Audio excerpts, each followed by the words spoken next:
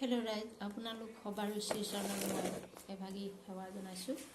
এয়া মোৰ 1 জানুৱাৰীৰ দিনাখন এইখন 2025 চনৰ 1 জানুৱাৰীৰ দিনা এইখন শাৰী মোক ওচৰৰে মাইনা মিলি তাই স্বামী ঘৰত লিখিছে মাইনা বৈদ্য আৰু তেওঁৰ স্বামীৰ নাম হৈছে ৰাঘৱ বৈদ্য আৰু ছোৱালীজনীৰ নাম এজনী সৰু ছোৱালী আছে 1.5 বছৰীয়া, তাইৰ নাম হৈছে খুচি বৈদ্য। তাই মোক এইখন ৰাজস্থানৰ পৰা মানুহজনে ৰাজস্থানৰ পৰা এইখন শাৰী মোক দিছে 1 জানুৱাৰীৰ দিনাখন। আপোনালোকে কমেণ্টত জনাব কেনেকুৱা লাগিছে। আচলটোত এনেকুৱা ধৰণৰ আছে, এয়া এপাহ ফুল, এপাহ আৰু এইটো চাইড এনেকৈ, তাৰপিছত এয়া এইখন শাৰীখন এখন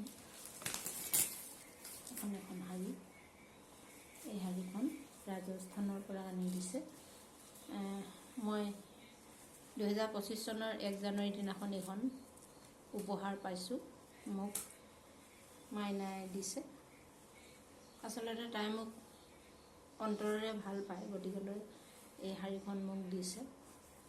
মই অৱশ্যে কেতিয়াবা কিবা কিবি ভুল যদি কৰে নিজৰ ছোৱালীৰ দৰে কওঁ ওচৰৰ সকলোকে। মোৰ নিজৰ পুত্ৰ সন্তান 2টা আছে, সেই সন্তান 2টাক যি ধৰণেৰে মৰম কৰোঁ, ভুল কৰিলে মানে কিবা এটা কওঁ, ওচৰৰ ল'ৰা ছোৱালীবিলাককো ঠিক তেনেকৈয়ে কওঁ। মই কোনো আখেজ নাৰাখোঁ। গতিকেলৈ তাই মোক মৰমতে এইখন উপহাৰ দিছে। মই ইয়াৰ মূল্য এতিয়ালৈকে দিয়া নাই। ছোৱালীজনীক মই কিবা এটা দিম বুলি ভাবি আছোঁ, কাৰণ মানুহজনে বৰ কষ্টৰে ৰাজস্থানৰ পৰা এই শাৰীখন আনিছিলে। গতিকেলৈ মই এই শাৰীখনৰ মূল্য নিশ্চয় দিব লাগিব।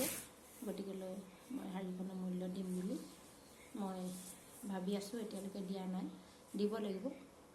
সৰু ছোৱালীজনীকে মই দিম, ডাঙৰ তাহাঁত 2জনকে মই দিব নোৱাৰিলোঁ। সৰু ছোৱালীজনীক কিবা এটা অৰ্থ মই দিম বুলি মই মনস্থ কৰি থৈছোঁ, দিব লাগিব। আৰু আপোনালোকে জনাবচোন এই শাৰীখন কেনেকুৱানো লাগিছে।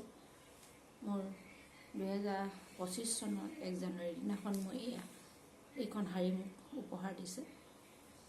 অৱশ্যে মোৰ শাৰীখন 1 তাৰিখৰ দিনাখনে পাইছোঁ যে মোৰ মনটো ভালেই লাগিছে। আৰু মোৰ বেয়া লাগিছে কেলৈ, কোনোবাই যদি কিবা এটা উপহাৰ দিয়ে মোৰ বহুত দুখ লাগে। কেলৈ মই নাজানো, কাৰণ সৰুৰ পৰা কোনেও মোক উপহাৰ দিয়া নাই। এই উপহাৰ কেনেকুৱা লাগিছে আপোনালোকে মোক কমেণ্টত জনাব। ধন্যবাদ।